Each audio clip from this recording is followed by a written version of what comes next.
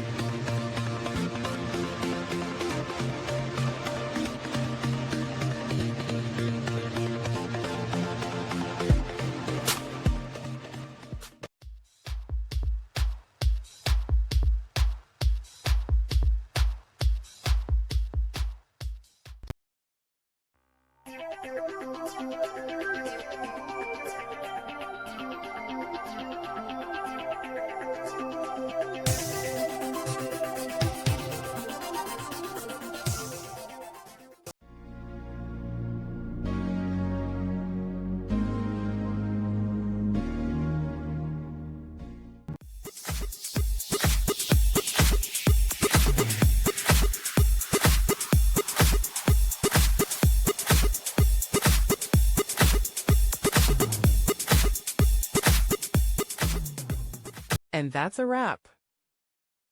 I hope you found the answer you were looking for.